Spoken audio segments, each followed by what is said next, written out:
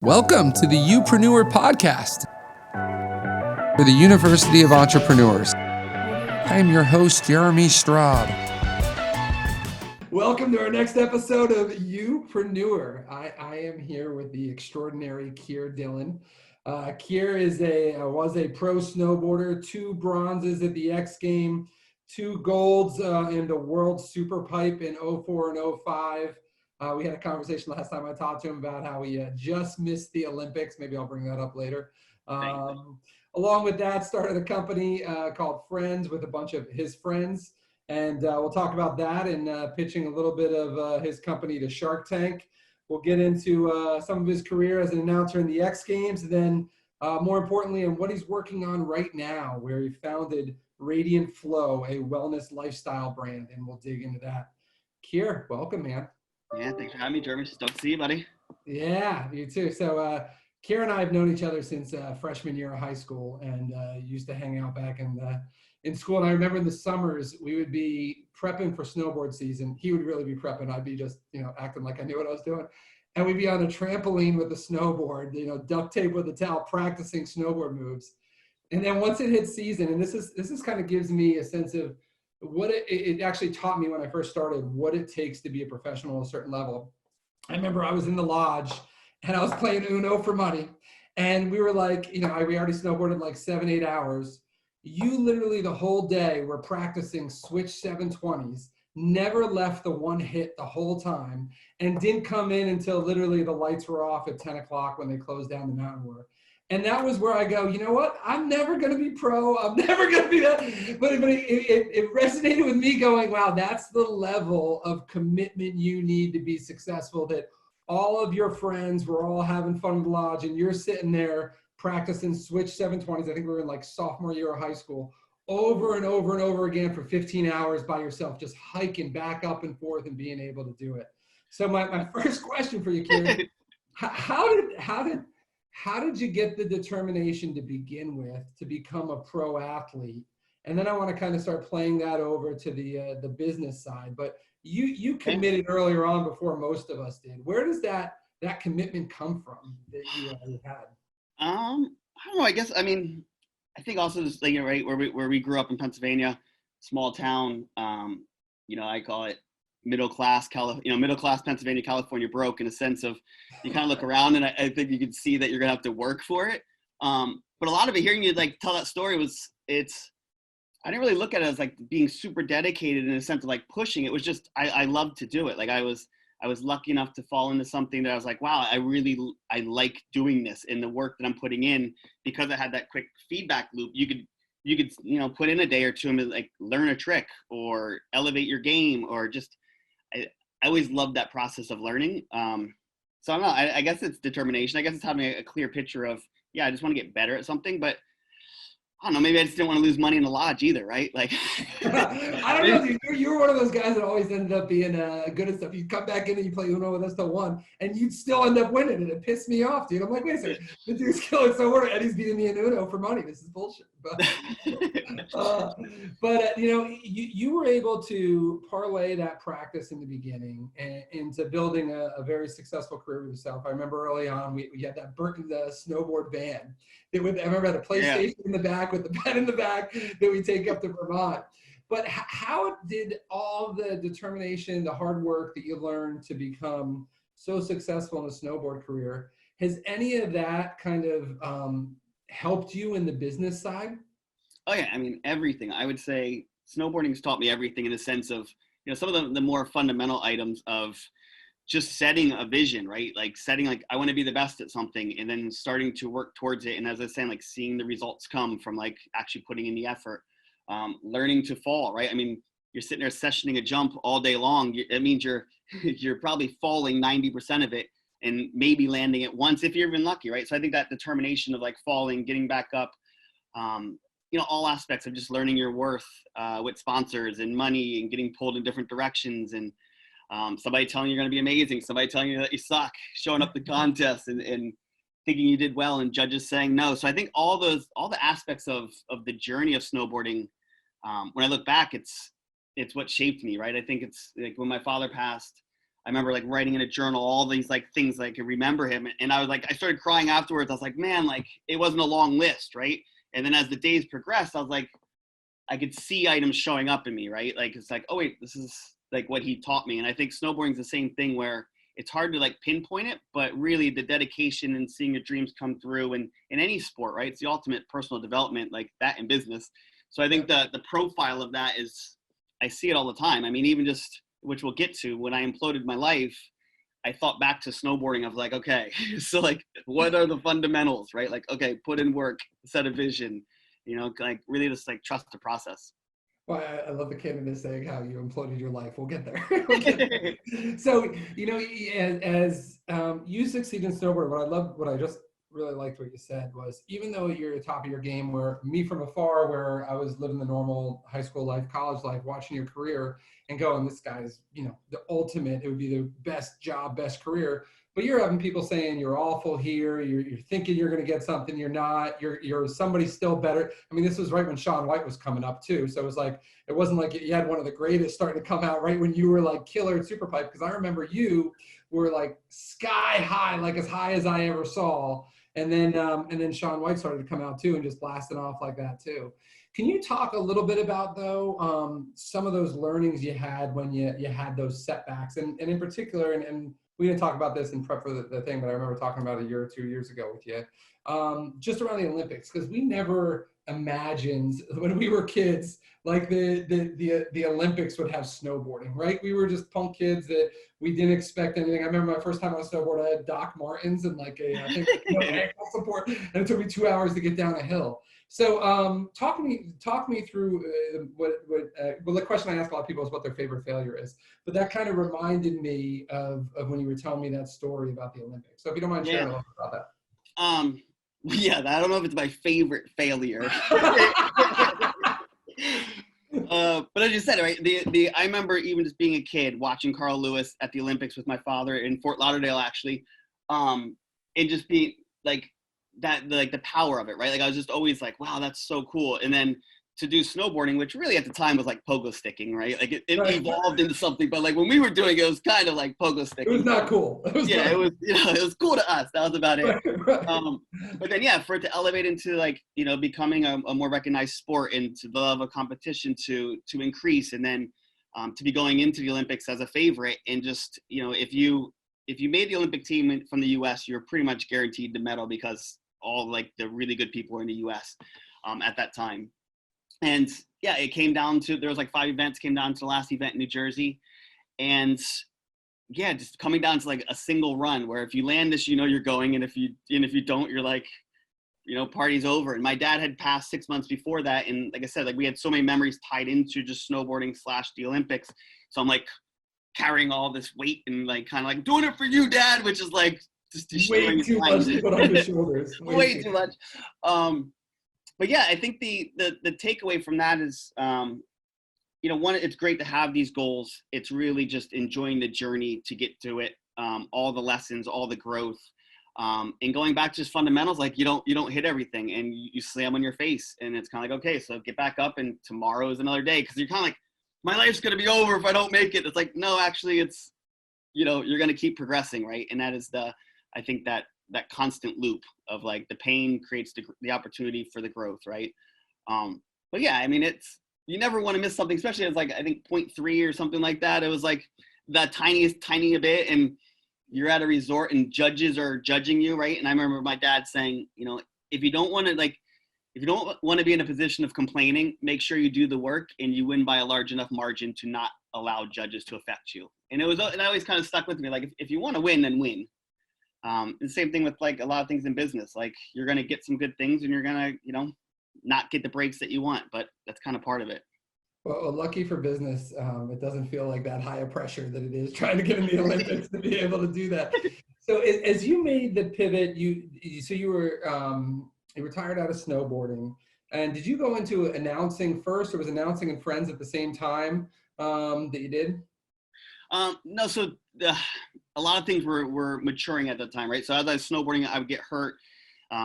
Different networks would be like, oh, you want to like, you know, interview somebody. So it was very organic the way that it transitioned through. I also negotiated my last contract where every time I was on TV, I got paid a royalty or like an incentive, which was a decent amount of money. So it just all kind of worked out to like, wait a second, I'm getting hurt, but I'm making more money doing hosting.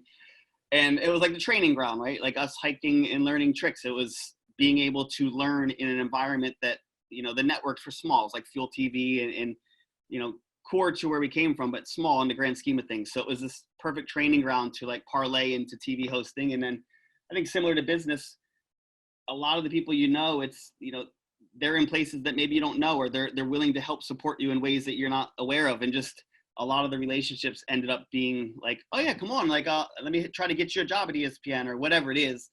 Those sort of dynamics really started to take shape, which was cool. And you were always good at networking and connecting with people and being able to figure out how to get people to want to actually help you, right? And so did that skill set, as it came from your dad, did you start to just see that as you were trying to navigate through other people that just had the same kind of success as you in snowboarding, but trying to differentiate yourself, or just personality, I think? I mean, I think a lot of things are just kind of in us a little bit, but then the intent, right, of just, I was very intent on, I want to be the best, or I want to win X Games, or I want to get a video part, or like seizing moments as they came. So I think it was a lot more forward thinking on that side. And then a lot of just coincidences and leveraging opportunities in, like, I don't know, just not taking things for granted, right? I think it's a lot of it, the same thing in business. Like a lot of just, I think weird things happen if you're open to them, and leading into that. So talk about that, then transition to Friends, because it was Friends meant to be a business right off the bat. It turned into business opportunities from there. I'd always wanted to do a company, and then being part of Burton Snowboards and Nike and Pepsi and like the inner workings of creating those companies, which was such a gift. So I'd always had that desire. My mom, you know, was the antique dealer. My dad was a painter. So I had that kind of spirit. But when we first started, it was just Danny Davis and I. We missed the finals at X Games. We're at the Little Nell in Aspen, and we're like super bummed. We're like, oh, let's start a company. And we just came up with the name, and it was a sticker company, right? Like it was just to represent living life to the fullest with your friends. There's no I in friends, which even just today, leveraging that of, I think sometimes we overthink a lot of things, and really the power is in the momentum and the movement, that then you can start to like pack the meat on the bone of like, okay, so idealistically, we have this idea that we want to impact the sport in a way that is, it's very eye-centric. We want to move more towards like a collective of people, like celebrating, yeah, we both show up to the contest, but if you win, who cares? Like, you know, we're both blessed. Yeah. Did that kind of, did that change a lot with snowboarding? Because I remember in the beginning when we started, it was like that. It didn't matter really, it was who was running. It was just kind of fun. And then as it got to be a bigger business, do you feel like that started to change? Yeah, I mean, when you go from no money to then there's millions of dollars on the line, and there's only a couple spots. I mean, there's really only enough room for 20 amazing marketed in snowboarders. So when you're doing that, it's easy to kind of get very eye-centric. It was also during, you know, iPad, iPod, iPhone, like when all those were launching, Shaun White, like it's very individualist at that time. So yeah, bringing it back to what you described of like, it's kind of golf. Like, I'm not going to beat you. I'm just going to have a really good game that's maybe better than yours, or I'm going to completely fall apart. Right. So it was championing that there's definitely a movement in that direction. So what would you consider your first business venture, besides kind of just doing some independent work, whether it was announcing or kind of that? What would you say was your first business venture where you're like, okay, I could see myself moving into the business world? Probably in 6th grade. Like, no, seriously though, like I totally remember like the bug of like walking to school, from the school bus to the actual school, and then stopping and grabbing candy for like 10 cents and then slinging it in school, and then having fun with like supply and demand of like around lunch would be like, okay, it's about 30-40 cents, and then kind of like the price would go up if you're arguing with me. It's like, you have another like 4 hours until you can get candy. So like, I don't know, that was where the whole concept, at least, of buying something cheaper and like creating value around it and then selling it came from. Dude, it's so funny to say it. I haven't thought about it. I used to sell blow pops in 6th grade. Yeah, exactly. And it would be like $1 a blow pop. We'd sell that. It was the same thing. Like, I couldn't believe people weren't like, they were paying for it. I'm like, this is nuts. They're using their lunch money to buy blow pops. Totally. And you're like, you could actually just stop and get a blow pop. Kind of like today. Like, you can actually like order off Alibaba if you want, or like do certain things, but people are lazy, right? It's not everyone, but like, So yeah, it's fun. It's crazy fundamental, but that's basically how simple it is. So talk about you. Fast forward a little bit when you've actually retired from snowboarding, and now you're in the business world. Tell me some of the differences you saw from being a pro athlete to now, being part of a larger business that's starting to scale. You guys are starting to do fundraising. You were looking at different options. You have different partners. There's all these different egos involved in that. Talk to me a little bit about kind of that change for you from that individual athlete, even though we don't want the I and friends, to now all of a sudden there's other people that's responsible for my money and we got to argue and we negotiate through stuff.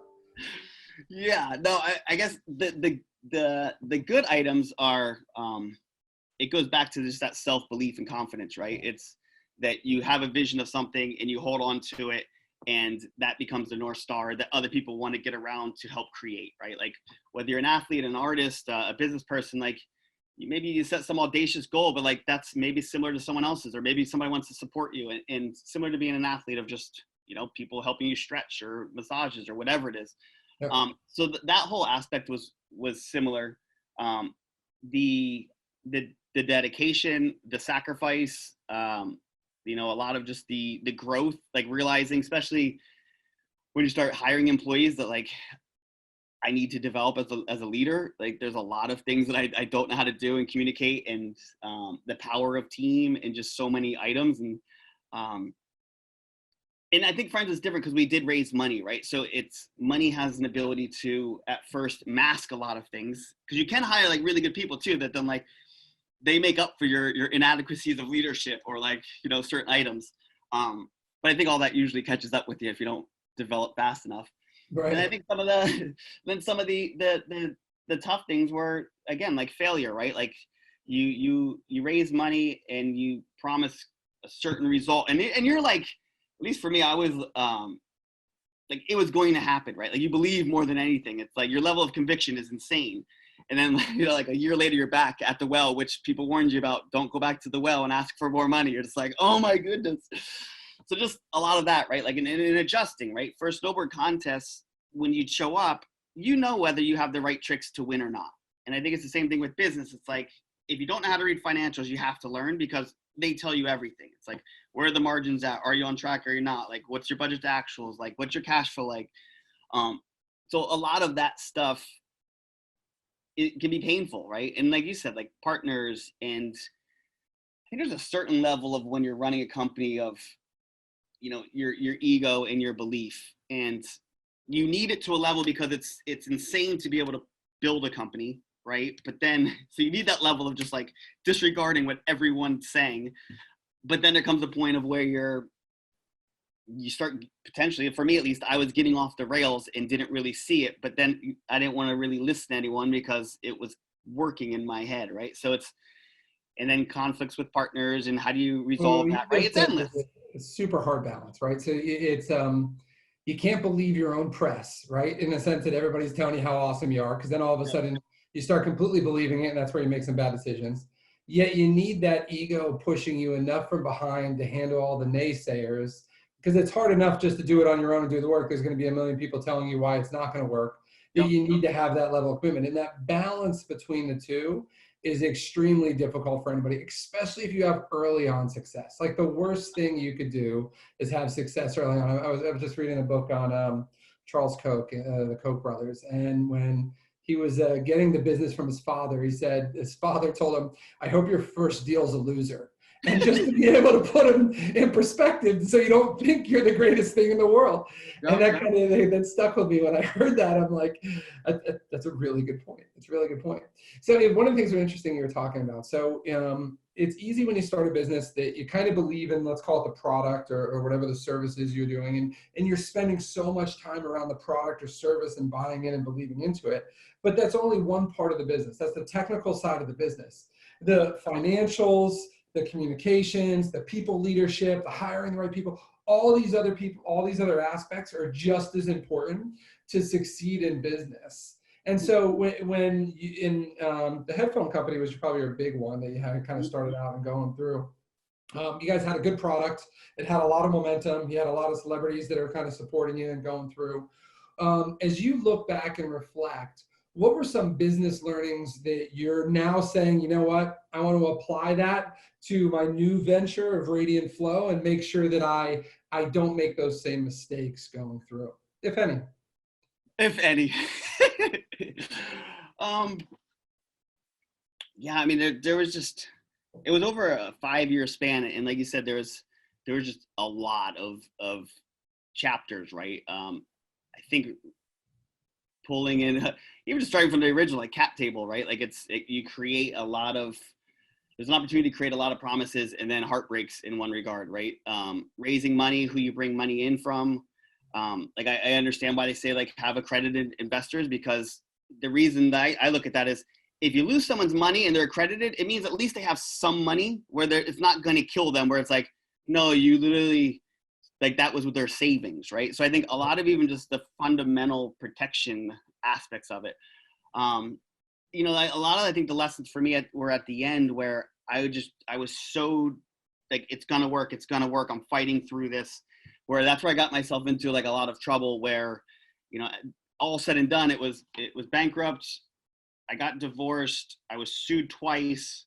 You know, kind of like lost everything. A lot of people say you don't make it until you're sued, so congratulations. Yeah, there you go. like checking, you know, had to sell my house to pay for all that. Like it was just what had worked before of like really just force, you know, and like just like the power of just willing it really started to catch up, instead of being like, okay, so in life, a lot of things that happened were, yeah, I worked hard, but it was also in the flow of natural things happening or coincidences, or just like, it was the effort that was put into it was there, but it wasn't forced. Yeah. I think for with Radiant Flo, looking at that is trying to balance that, right? And trying to kind of like the sticker company, trying to get it to a place where there's a bone at least and you can put some meat around it. But when it's not working, then don't force it as hard, you know, kind of maybe step back and look at why it's not working, reevaluate a little more. So just a little more awareness. And I think we really got upside down right out of the gate, where we had All Doors North America from Apple and Best Buy, you know, take us day one. So like our the amount of inventory we had in the market. You know how long that usually takes somebody to be able to get? That's like 8 years into slogging it to be able to do it. Yeah. But it was, I mean, it's even just back to the belief, right? Like we reached out to a few people. Hey, do you know anyone at Apple? And they're like, actually, I know one person. And it just so happens to be the head buyer for headphones.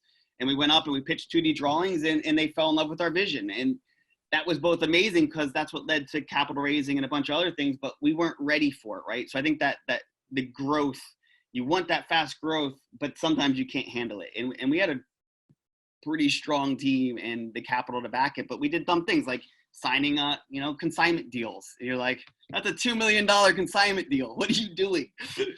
So those sorts of things. So when did Shark Tank play in that 5-year cycle? Thanks for that. I guess I told you before. So it's an interesting story, but you share whatever you want to share with it. Well, I guess I'll start off by saying it's the only time that my mother actually said, you know what, I've seen you do better.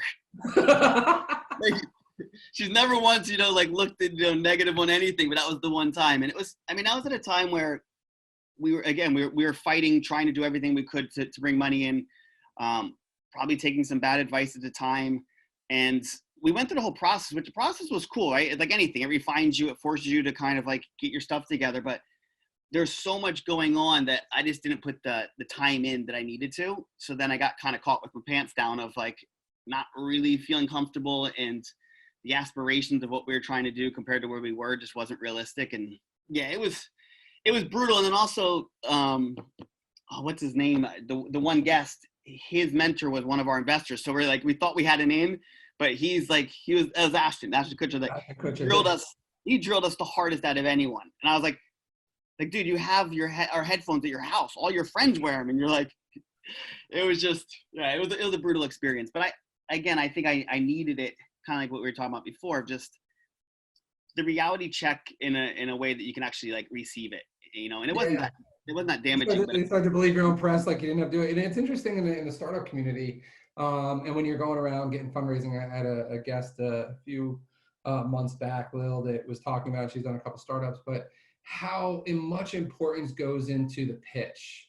when you're in front of investors. And I think people believe that they got a good enough idea, it's one thing, but to be able to present that idea succinctly and be able to be prepared for all the objections, the different way things are going, and be able to talk through possible issues or admit the issues are there and that's a risk associated with it, is a whole different skill set relative to just running a business. I mean, you could run a phenomenal business, but you can't do a good pitch. It's going to be hard to be able to get the investors that you want to be able to do. And, you know, a lot of people think their business can sell themselves, and it doesn't always work. And I didn't appreciate that until that conversation with her, to know how big of an impact that was. So you talked about, you know, life imploding. You mentioned a couple things going through on that. And then now you're on the comeback side. Talk a little bit about that comeback side, you know, of restarting out. You know, a lot of people during this time with COVID, and whether it's just being locked in the house forever and people, you're not going out, to whether it's people, you know, being sick or passed, to just the idea of kind of resetting your priorities. I think as you and I talked yesterday, I have a buddy of mine that's trying to get his Italian passport, sell all his businesses and move to Italy. I have another one who wants to move to Australia. I got other ones moving from California to Texas. I got people that are getting divorced. It's like everybody's kind of looking at a reset of their life. And somehow this pandemic has helped give people a different set of what might be their priorities, or it's helped them re-engage a lot more into what they're doing. And you've already gone through that process before we hit the pandemic, with everything that happened in your life personally on that side.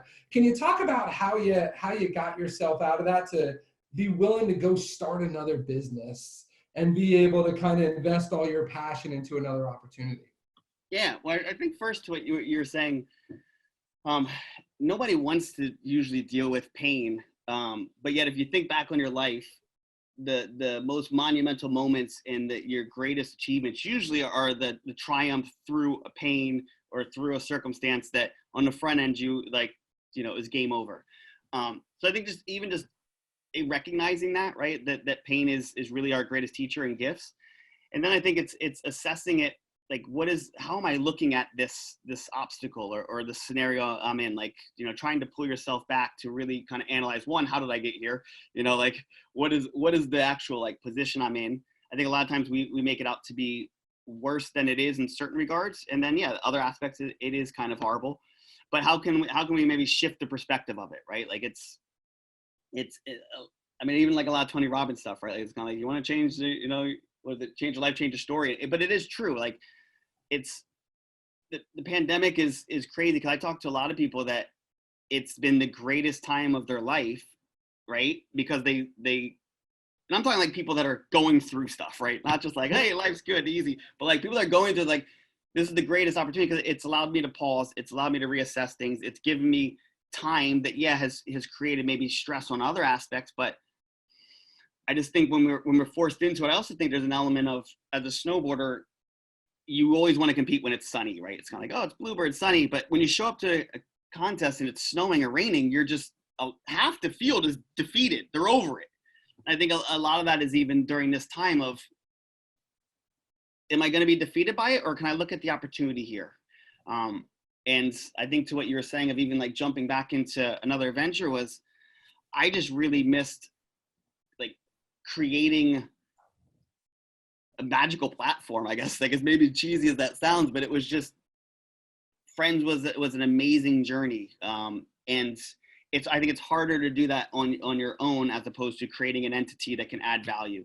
So even going through that process, because Friends was more of a different take on electronics and felt very innovative at the time, and a lot of driving factors were changing, of like, you know, cell phones and being connected to them and that. So I think even in the beginning was like, I was approaching it trying to find this magic solution. Like, okay, so where's the next innovative item?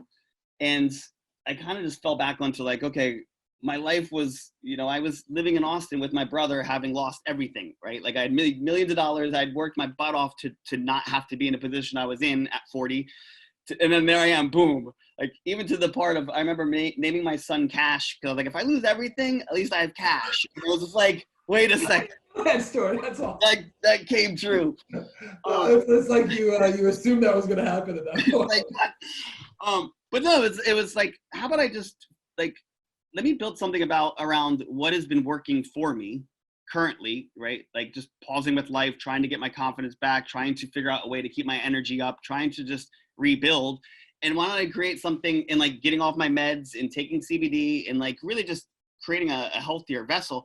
Why don't I just create something around what is already working for me? That way, no matter what, I'm going to keep building upon something that's working. Kind of like snowboarding. I liked doing it, right? It's a lot easier to grind on something that you love.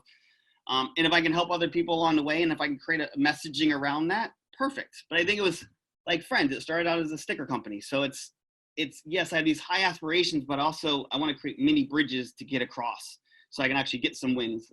Kind of like making your bed in the morning. Well, I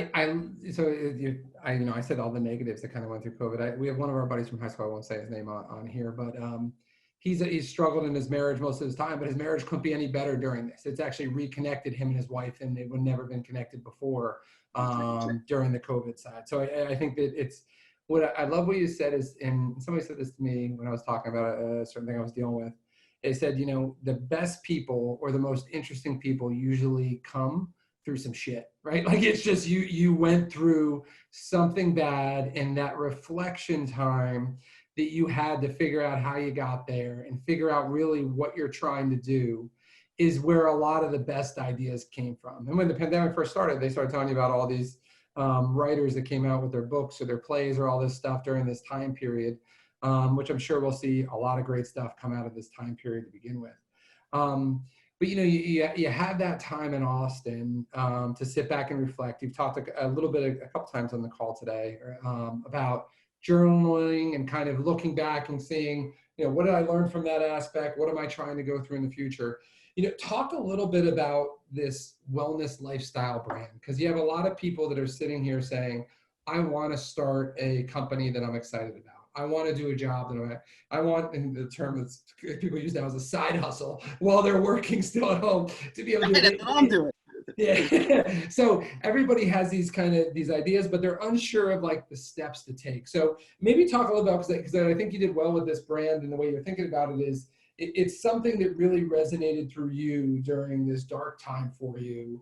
And it from your belief, from our conversations, can help people be able to take care of themselves a little bit better, which is something you become passionate about. So talk a little bit about how you even started doing the research, what the brand is, what's the industry, and kind of go from there.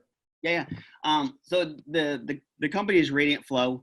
It's high vibrational products for high vibrational people.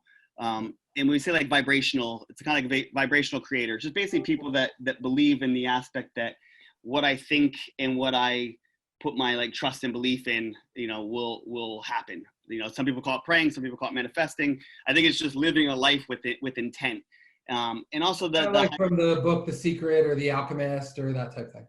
Yeah, I guess that sort of stuff. But I didn't grow up knowing that language. I just grew up knowing that like I want to win X Games. So I can anchor in that, and I know that hey, if I want to win X Games, I probably got to learn back-to-back 1080s and like reverse engineer it, right? Yep. And it's just weird how that stuff works. And so on top of that, of like that belief, then it's also believing that what we do and what we put into our bodies and the energy of just the food we eat, like the vibrance or charging food with like crystals or different energies, can like help raise the life force within what we're consuming, right? And it's whether it's like biodynamic farming or whether that's even kind of organic, there's different levels of the quality of stuff we put in our body. Well, and you're seeing a lot of people have interest now in how to build up their immune system. What is it that adds what's anti-inflammatory? Where is inflation inflammation coming from? And so you're getting people, and you're seeing a trend of people starting to try to figure that out. Talk about some of the products that are there, and how'd you even learn? How'd you build them? How'd you, like, if I wanted, you just had to be like, I don't know what the hell to do. Like, how do you even get started in figuring out some products? Well, I think first is one, just saying that you want to do it and being open to it. And then like what I've learned, at least, and I knew it before, but relearned, is like Google has everything, period. Like there's between Google and maybe reaching out to a few people, like there's no excuses, right? Like before you're like, oh, I want to learn French, but I live in the States. And it's like, no, you just go online and find someone that speaks French, right? So I think the aspect of anything is, if you were to go, oh, I want to ask so-and-so, then reach out to them. Or I wonder how you do this. And then you type in, how do I do this? How do I start a business? How do I make products? How do I find cheap products in China? Like anything that you're looking for is on there, almost to the point where now I think you have to balance actually research and movement, right? And like keeping whatever ratio you're fine, 50-50 or 20, 80-20, but there's endless traps there, because really it's, at least for me, it's conceptually I have to learn, but I have to do to really see it. And I need to, even for this company, like the process of like starting a name, like I've come up with many names, but it's just like, oh my gosh, this is like the most daunting process. But really a name is just an empty vessel that you wrap into what your stories are around it, the products you create. And for the products we wanted to lean into was CBD, right? I came off my meds of Klonopin, heavy dose in Adderall, and had panic attacks. And to see CBD like remove that, it was mind blowing of the power, right? And so CBD, meditation sprays, just sitting there and actually like being with yourself, setting intent. Ormus, which is a pretty cool, kind of like highly energetic, monoatomic, product that's, I don't know, my relationship with it has been, by taking it, setting the intention, and whether that was working or not, the ritual aspect of it has just been really dynamic in my life.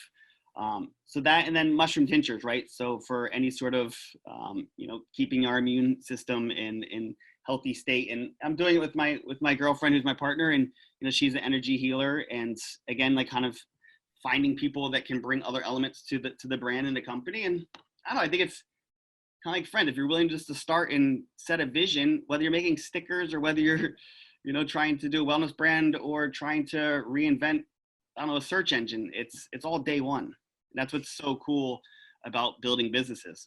Well, I think you can unpack a lot of stuff that you did there. So first, we are not in a shortage of information, right? And so if you have an idea, a business idea, there's a good shot it's probably already out there. That doesn't mean they did it well, but it's probably already out there. And so Google becomes your first friend right off the bat. But you can learn let's say you want to learn woodworking. You're going to go Google, you're going to go YouTube videos, you're going to go talk to some people that are already doing woodworking. Hopefully they teach you. You're going to buy a book on it. And so if you're planning on starting a business, you can start in all those different resources to start compiling information. But I thought what you said before about not getting down that wormhole where that's all you're doing and you're actually starting to create at the same time is an important piece to delineate. And I think you're onto something with the path you're going in helping people become better, and you're doing it through biohacking on your own. You've figured out what works for you, and which clearly you're passionate about. And at that point, there's going to be a lot of people that have been in similar situations that are going to want to look to be able to move to a more natural way to be able to handle certain issues. That, I used to catch colds all the time because I was traveling nonstop on planes for different businesses. And I started taking a mushroom supplement in the morning, and it was based on immunity. It was like 2 pills. I heard it from some podcast, right? Yeah. And I knock on wood, I never, but it's been 2 years, and I really don't catch colds anymore. And if I go for a week and a half without it, it might be psychosomatic, but I start to feel like I'm like, oh, it's my nose stuffy at this point.